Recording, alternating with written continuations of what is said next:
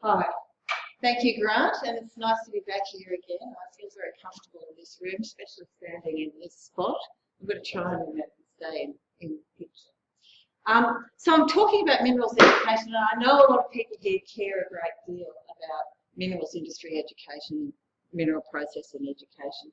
So I'm going to make sure I finish early enough for questions, because I really do think that there'll be some value in the feedback that comes from this group about some of the things I'm going to be talking about today.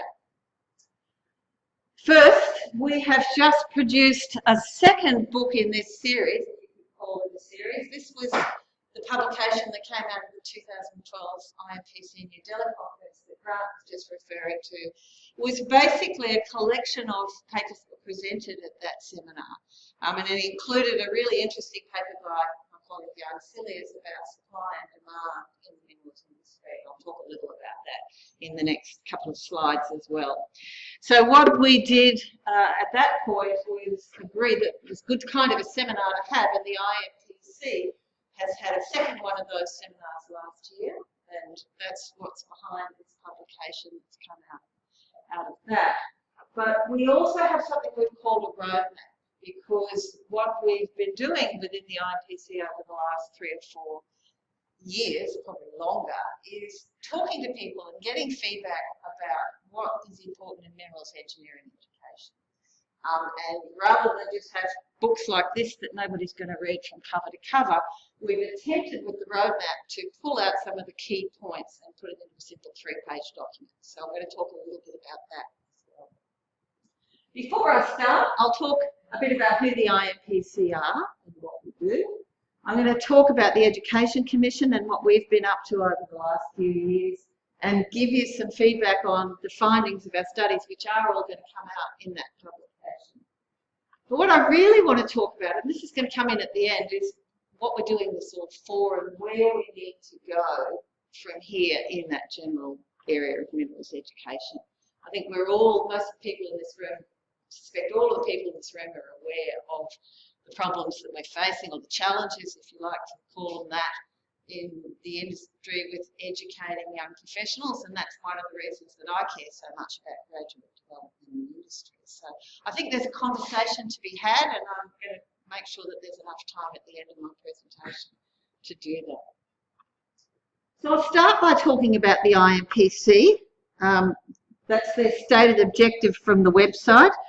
The IMPC itself is a group that organises conferences that most of you will have been to, I suspect, and certainly you'll all be aware of, usually every 2 years, with a strong focus on mineral processing, though other topics do get included. And the IMPC Council is the group of people that organises that, but it also takes a lot of interest in, if you like, the general business of the mineral processing community, which really makes it the only truly international mineral processing body. And that's a significant position for it to hold, and it's an important one. So the council has 18 members, and it's supported by the, now I've forgotten what it's called, International Advisory Committee, which has 50 members, and the reason that committee is in place is to really broaden the reach, because the council itself is fairly heavily skewed towards academics, senior academics from the UK, Europe, the North American countries, and Australia and South Africa. And of course, the mining industry is much more diverse than that. So the IAC, the supporting committee, has 50 group members that represent 36 different countries. And there is an ongoing focus in the IMPC on really bringing that international focus into play. So the Education Commission is one of 4 commissions that sit in the IMPC Council, and I've been chairing that since just after this publication came out, so since about 2013. And it's essentially an informal group of people that are involved in work, but we try and leverage as much as we can the networking that we've got through the International Advisory Committee and others within that group. So we set ourselves an objective. In fact, the objective was set before I came on board. And it was to establish some curriculum guidelines for minerals engineering education and a few ways of doing that: reviewing existing programs, identifying current needs, and so on. I should just pause for a minute and talk about the language I'm using. I'm using the term minerals engineering fairly frequently. You've probably heard and seen on the slide. The IMPC Council is focused particularly on mineral processing. I tend to like to talk about mineral engineering because it's broader and it doesn't make people think I'm only talking about crushing, grinding and flotation. And that's why you'll be maybe confused a bit by my inconsistency with terminology. But I also raise the point because it is reflecting on one of the difficulties that we have in our industry or in our discipline, which is where do we set the boundaries? Who's in and who's out? I'm not really going to touch on that in much detail today, but it's actually sitting there in the background context of what we're dealing with in the education space. So we've done quite a bit of work. We've looked at who's studying mineral processing and we've looked at where courses are being run. I'm going to show some of the information we've collected about that. We've looked at supply and demand, and we have to ask the question about whether there is or is not a skills shortage, and I'll come back to that at the end as well. And then we've been looking at what needs to be taught, what is being taught, and are there gaps between those. In order to do that, we've had three main areas of activity. One is the Symposia that I have already talked about, the one in New Delhi in 2012 that produced this publication, and then the one we had last year at IMPC in Quebec City. We had a number of presenters from all around the world, including Poland, India, China, talking about their mineral processing programs, giving us stats and facts and figures, and all of that will be in the publication. And we also had stories from people about some of the broader programs that are being run. And then we finished up with a panel discussion where we asked the questions about what really we need to be thinking about going into the future in mineral processing education. And that was all captured, and all of that fed into the three-page document, the roadmap that I'm talking about here today.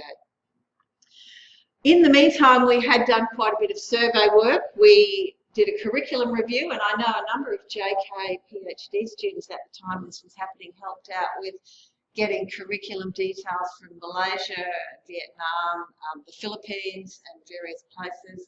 We used, as I said, the whole IMPC network to collect this, and we got some interesting examples of curriculum, have some information about what's being taught, and also about who does the accreditation and the steering of those programs.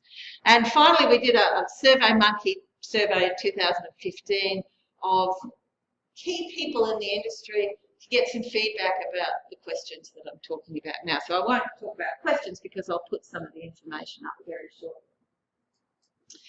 In this book here, Jan Cilia's article presents this page, this picture, the one at the bottom, which is a snapshot of 2011 student numbers in the countries where he was able to get information. The missing piece, I might say, is Southeast Asia and the Pacific.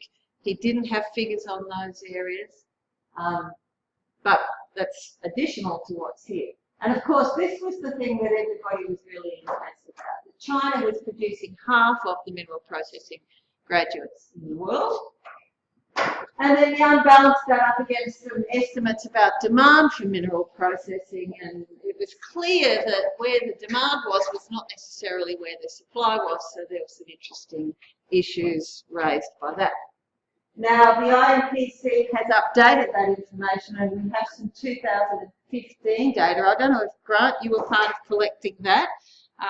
The IMPC has an emerging leaders group, which Grant is a part of, and they've been helping out with some of this work. So again, we've still got a gap in the Pacific and Southeast Asia, but I know that we've put them in touch with Vanny, who's going to give them some data, at least on the Philippines. These numbers are still growing. Even the Australian numbers are growing, and that is because they're 2015 numbers. We still were getting a lag from the boom. That the numbers, I suspect, in 2017 will be significantly smaller. But this is the data. And the Education Commission and the IMPC has taken a decision to keep updating this kind of information and make it available on the website, which is currently being redesigned, so that it's a resource that people can access if they need it. We did a curriculum review, as I said, and this is a list of the countries that we were able to collect information on. Now, that means we've got 21 different examples of curriculum from universities in these countries. It's very difficult to make sense of that, and I know I could be shot for some of the claims I'm about to make, because I didn't want to just say, okay, now we've got all this curriculum. It's very interesting, isn't it? So I tried to draw some conclusions, but you can shoot holes in all of these conclusions I've made because there are plenty of exceptions. Having said that, on the whole, there are a number of different kinds of degrees being offered around the world, and I suspect this group here is well aware of the differences between the Chilean programs, the Indian programs, the Australian and US and Canadian programs. So the Indian program, which stands out because they're mostly 3-year programs. Most of the programs they have are not engineering degrees, they're technical qualifications, very strong in mineral processing, but a 3-year program. And having said that, they do have 4-year programs, they do have some very high-level engineering programs, but this was, on the information that we got, certainly this represented the bulk of what was happening in India. The classic 4-year engineering course that most people in this room are familiar with, at least those that are on the teaching side, is pretty typical in Australia, South Africa, also the US and Canada. And then we've got these other programs. Now, Chile, as many of you know, has very long engineering degrees by our standards, 5 years and sometimes 6 years. So that's why we've got the 5-6 year option here. But in Europe, it's a little different because in many cases, mineral processing is a postgraduate diploma or add-on of some kind, sometimes even a master's, to a foundational engineering degree, and that's what brings it up to 5 or 6 years. I also attempted to make some sense of the different focuses of the curricula, and this one is even an even holier argument, if you like, because there are plenty of exceptions. Every country has different kinds of degrees. But there is a tendency in Australia for the mineral processing degrees to be strongly aligned with process engineering or chemical engineering, with exceptions at the West Australian School of Mines, for example, but they still are influenced by that overall paradigm. Similarly in South Africa, and those programs in the UK that focus on minerals engineering are also quite strong on process engineering.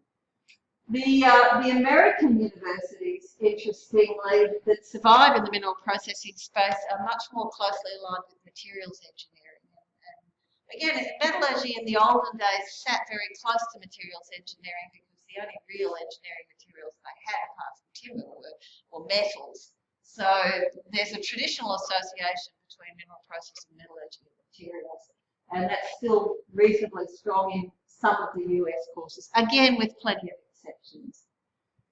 The countries like India, China and South America that have very large numbers also have a very strong minerals processing focus, if you like, to a lot of their degree programs. So that figure of 3,000 Chinese graduates are all coming out of mineral processing courses. If we added chemical engineers to those numbers, we'd have to draw much larger circles. We did get some information as well into who's accrediting the programs, and it's interesting that in many countries accreditation is driven much more strongly by engineering competency requirements than it is by mineral processing competency requirements. And I want you all to stop and think about what that means for a minute as well. It's only because I think the only people that are really able to impose rigid standards of competency are the engineers, because it's just too difficult to really have rigid mineral processing or metallurgical competency standards because our discipline is so diverse. So we fall back on allowing the engineers to do it, and the engineering accrediting agencies are very strong in this space. Not necessarily a bad thing, because at least we've been close to watch. The 2015 survey that we did looked at what people thought should be being taught and how well it was being taught, and whether the graduates that they were employing were coming up to the mark in terms of their overall competency. And there's quite a bit of detail on that particular survey in one of the publications in the book that's coming out. I've just got some summary information here. First of all, I've got to talk about who we were surveying, because as an IMPC group, we are very heavily skewed towards academia, as I said. So we made a lot of effort to get people responding to the survey who were not academics, and we've got about 50%, but all of the responses were checked across the entire group of 92, and then checked again with all the academics and researchers taken out to see if there were any major differences, because we did really want to see what the industry view was of this. So academic research and so on was a very large chunk of the people that we surveyed, but we did get people from large and small operations companies and from the support companies as well. And interestingly, we asked people what their primary qualification was. These are people who are mostly in the second half of their careers, if not towards the end of their careers. And even so, I know Peter's made this point before, even then only half of them did mineral processing qualifications. A good many of them came from other areas. Metallurgy, which is seen as different because the old way of teaching metallurgy had a lot of physical metallurgy in it. And then these other areas as well, including a very substantial number of others. And I suspect anecdotally we know that anyway. We have a lot of people that we end up working with as mineral processors who come through various different channels. We have a mechanical engineer, at least one mechanical engineer in the room, and quite a few chemists and so on. And we got representation from most regions, so we're fairly comfortable with that as well. So we asked them some questions, and again, the paper's got a bit more detail about this, but we asked them questions about what was important for minerals engineers to know, what graduates needed to know about minerals engineering when they started work.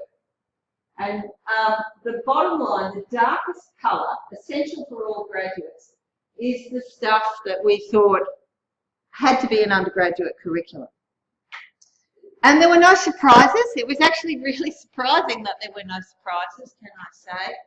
It was quite comforting to see that the basic what we consider the basic mineral processing topics, still came up trumps as the most important thing for graduates to know. Can they learn on the job? Do some of them need it and some others not? That was the other sort of question we asked. And there were a few situations where that was seen as important, but certainly in those top areas, that was the comminution flotation, mineralogy, sampling, which is interesting, and physical separation were our top 5. We also asked about general engineering stuff, because one of the things, in my mind at least, is that so many people come from other branches of engineering. What are the really key things in general engineering that matter? And again, no surprises. I think we could probably have guessed what would come in, but it's always comforting to see the data supporting that. And again, look at this, essential for new graduates, basic science and mathematics. So almost nobody thought that those basic science mathematical fundamentals can be picked up on the job.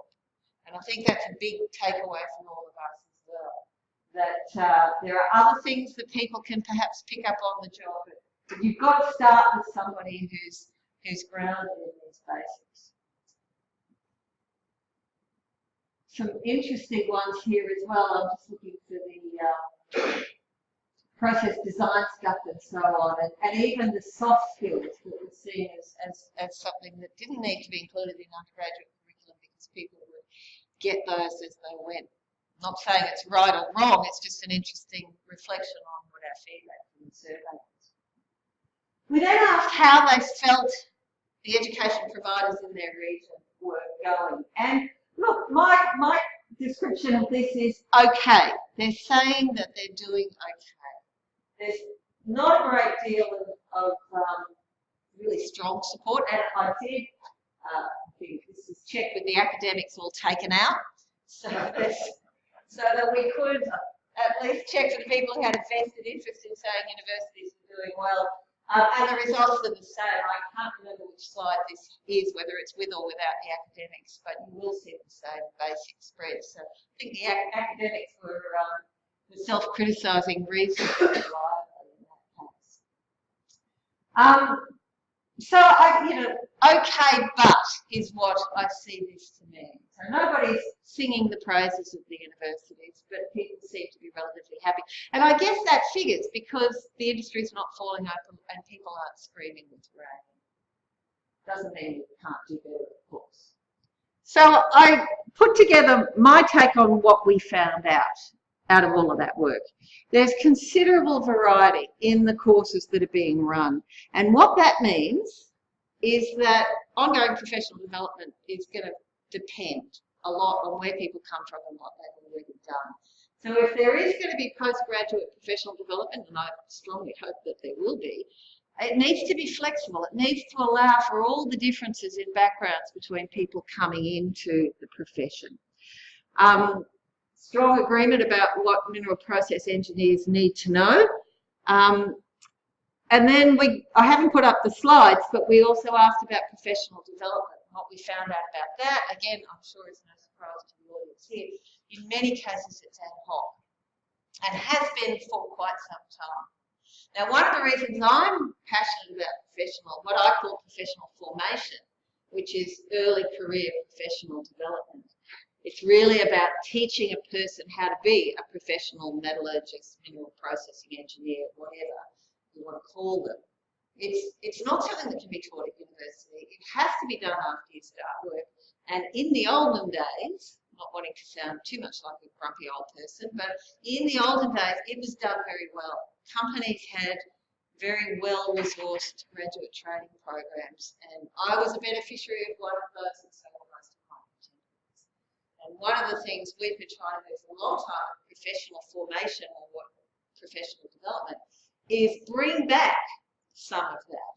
Now, there are some good examples of programs. I know the AGDP, which we talk about all the time, the Anglo Graduate Training Program, is an excellent example, which people in this room have mentioned many times. There are some mining companies that really do resource their professional development programs well, but there are also a huge number that don't. And there's a desperate need for stuff. There's plenty of good information and good material out there for professional development. But unless it's properly coordinated by somebody within the organisation or by the person receiving the professional development, then it's always going to be ad hoc, and it's going to be, it's just going to be a lottery as to who gets good professional development and who doesn't. And that's definitely something that needs improvement. The other thing that's really important and came out of a number of the questions we asked, plus the comments we asked for, is that university-industry partnerships are important. They're important for a whole lot of reasons. Room for improvement in universities.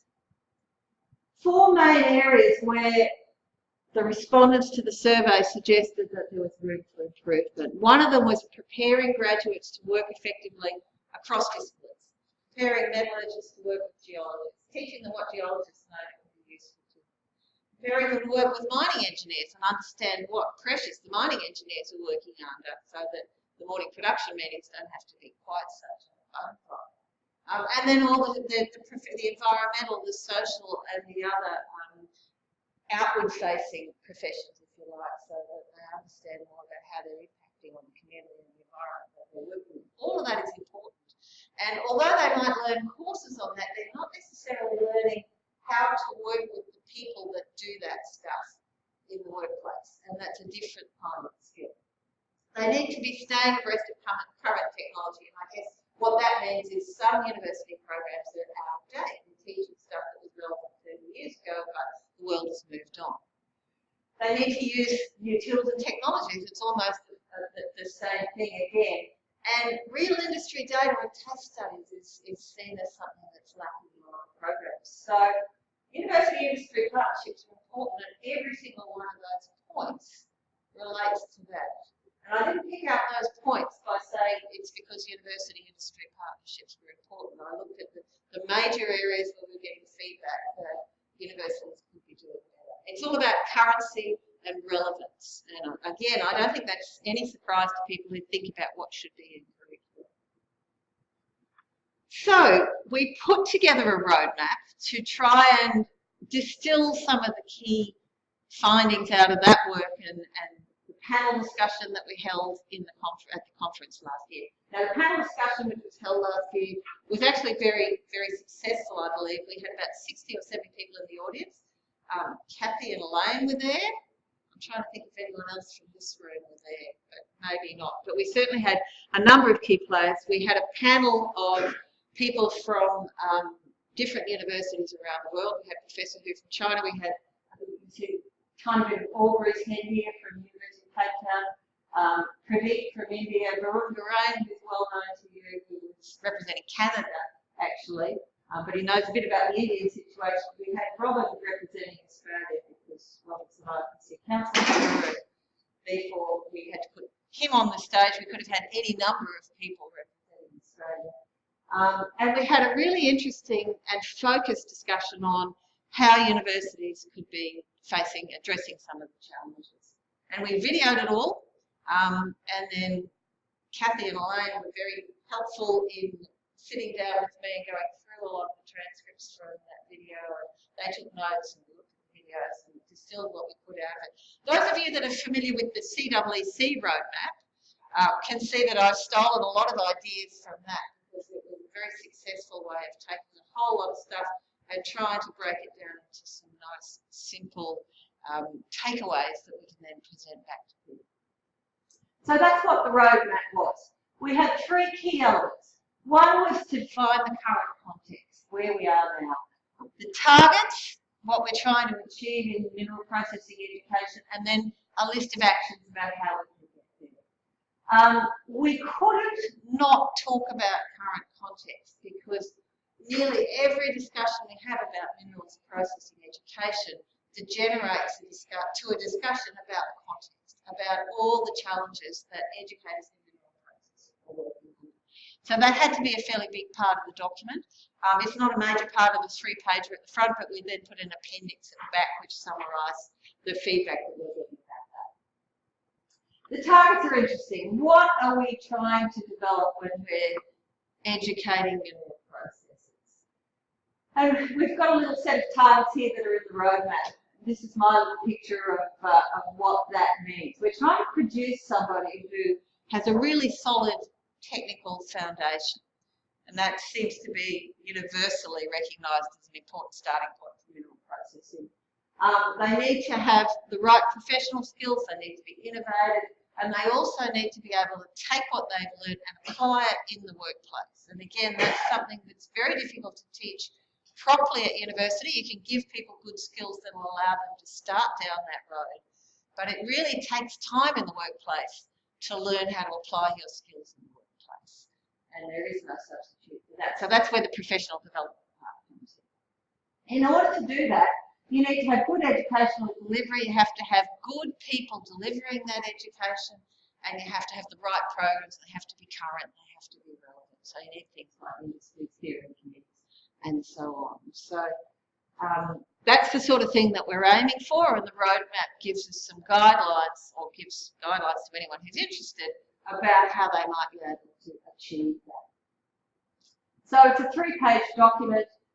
It will be available free on the IMP website when the next publication comes out, and I haven't mentioned dates yet, but final proofs of it have gone to the printers, and it should be launched within the next month or so. And if anybody's really interested, I can give pre-publication copies, because it's not a money-making exercise. It's just a way of communicating back to our industry what we're finding out on this work. There are some recurring themes, and this gets back to the context issue. The impact of the commodity cycle just comes up again and again and again, and I don't think I've ever had a conversation with anyone about mineral processing education where it hasn't come into the conversation. We're also talking about very small numbers of students in programs, and those of you who understand how universities work know that that in today's world is a problem, particularly when taken in the context of the fact that during downtimes those very small numbers get smaller still, so it makes it for real problems. Then there are big differences between what's being taught in different places, and there tends to be much greater numbers of students in the developing world coming out than students being trained in the developed world, and yet that's the area where we're getting the most feedback that courses are out of date and need updating, so, or not in touch with current practice and so on. So there's an issue there. And then this whole business of getting students to site before they graduate to have some sort of industrial experience, I suspect we're all very well aware of in this room here, and is applying everywhere. It's not just an Australian problem. So those are themes that come up again and again.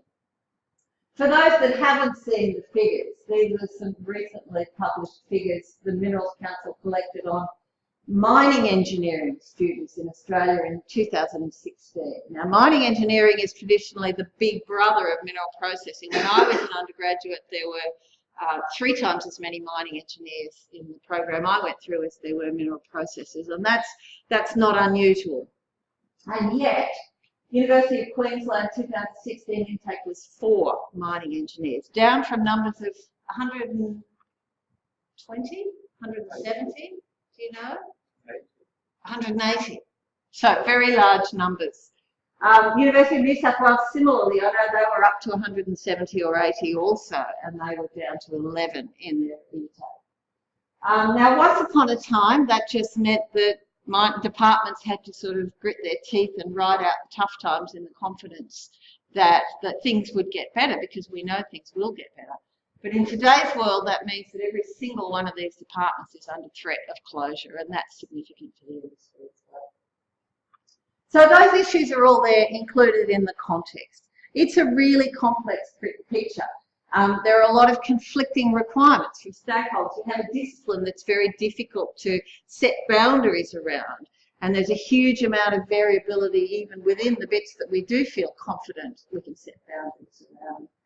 And in spite of all of that, we've got this ad hoc approach to training people, and then we have a tendency to sack them periodically and then hope we can find some more again when times get better. So it's a very complex picture. We also attempted to address that by asking the question, does it matter whether we have good quality minerals engineering education or not? And we listed from the feedback that we collected some of the benefits of good education and the cost of not having good education.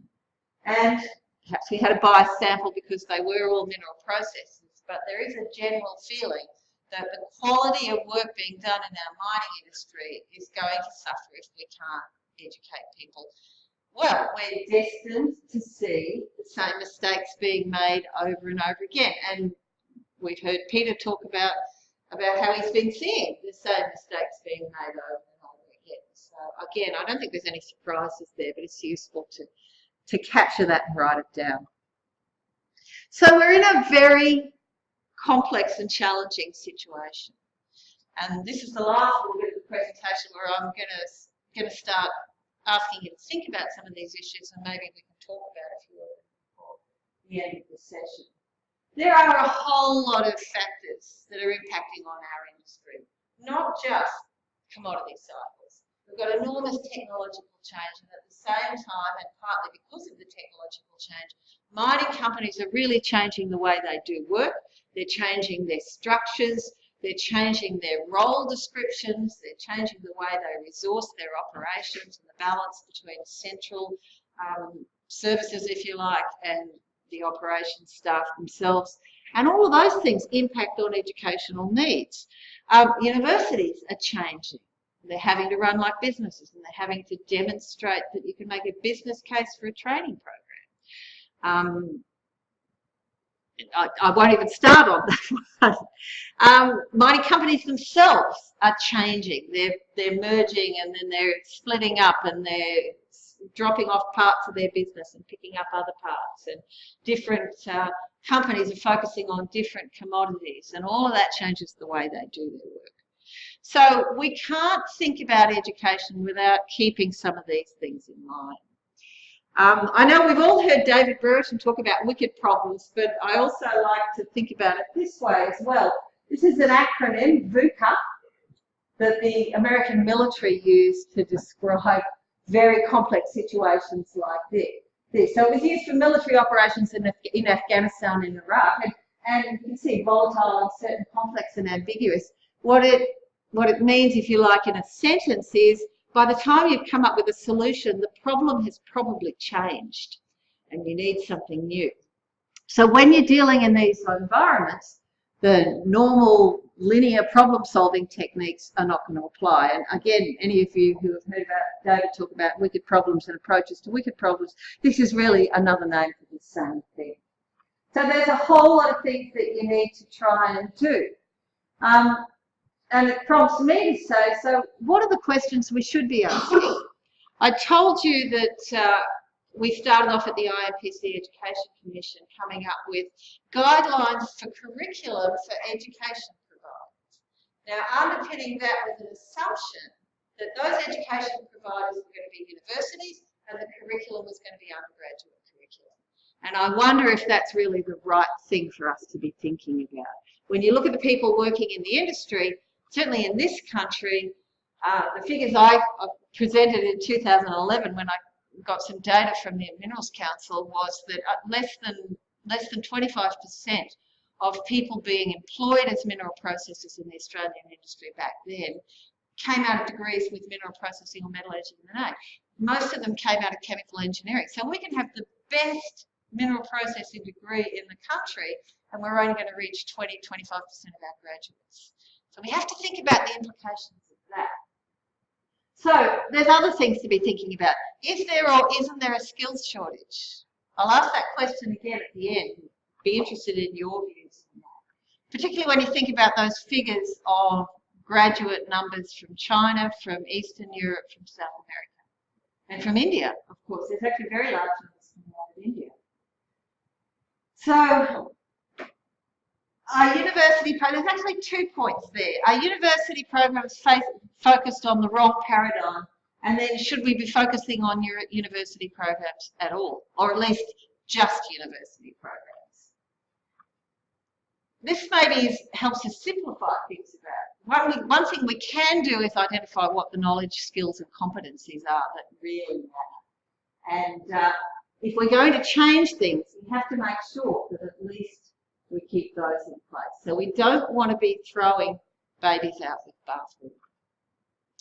So the challenge is how to navigate this difficult change that we're going through without littering the front lawn of our educational institutions with babies.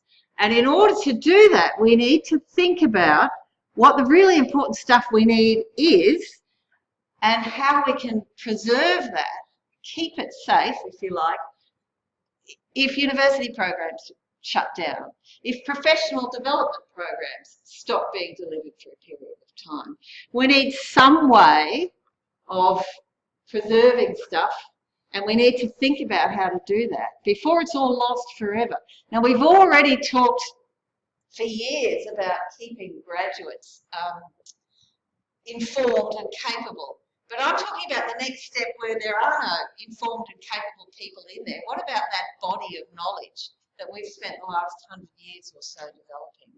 How can we ensure that that's not completely lost? We don't have people. I know Joe loved to tell the story of going to a conference and having someone explain to him in 2015 or 16 what a good idea it was to put a ball mill in closed circuit with a cyclone, and he proceeded to spend 20 minutes explaining the benefits of recirculating part of the ball mill discharge. So is that what we want for the future, or do we somehow want to protect our knowledge and keep it there? So that's one of my questions. And the other question is, who are we then saving it for? What are the people looking like that are going to be using it? In order to really think hard about those questions, I've borrowed a little bit from the discipline, the science, whatever you want to call it, knowledge management, where they talk about what knowledge is, because it's very easy to think that the important knowledge that I've just been talking about can be put on a database somewhere, and I want to make it very clear that that's not what I'm talking about. We're talking about people knowing how to do stuff, and that's very different from having a whole heap of stuff in the database. And the knowledge management people that talk about that in terms of this kind of thing, and they have fancy terms which I don't have up on the slide, but we can look at different ways of talking about shepherding, if you like, protecting and keeping knowledge safe. Number one, create knowledge repositories and then improve access to that knowledge. So that overlaps a little bit the IP issue that I know some people here care a lot about. Enhance the knowledge environment and then think about that knowledge as an asset. Some of the things that I took away from what I've looked at in that space is the best knowledge transfer technology is in the room face-to-face. That doesn't mean that's what we're going to use all the time. But putting people side by side is really valuable. Now, there's a lot of technology we can use to help in that space, but having people together is really important. And everything else aspires to that.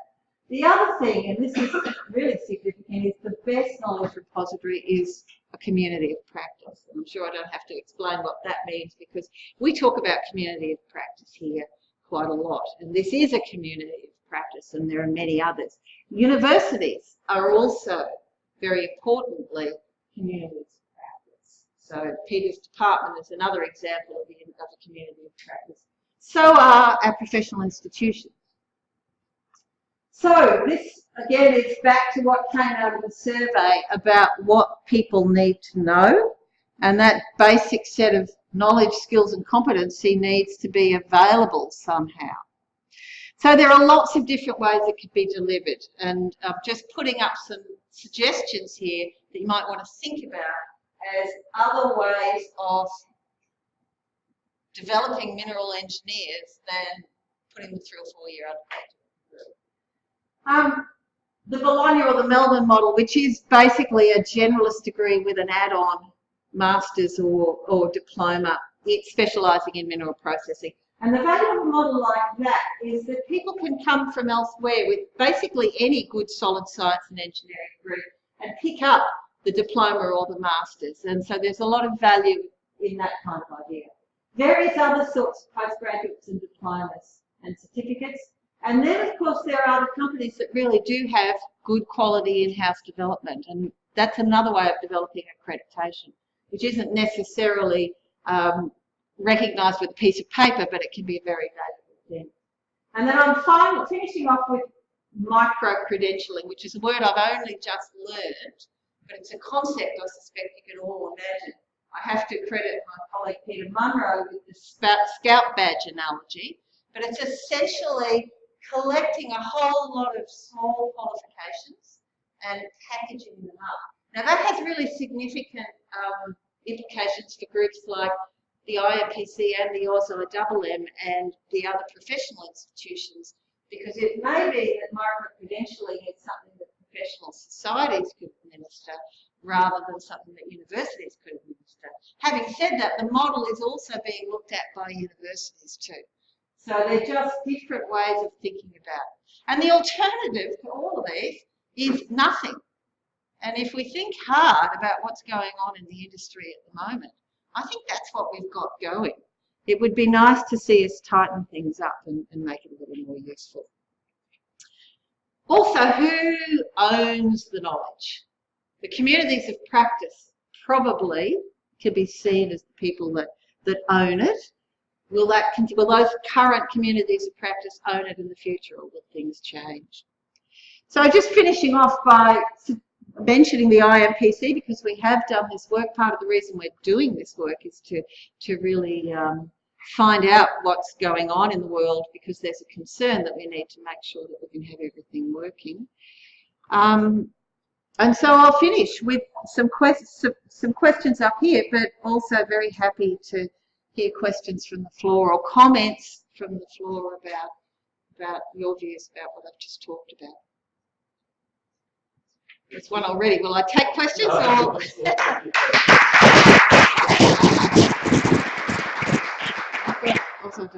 And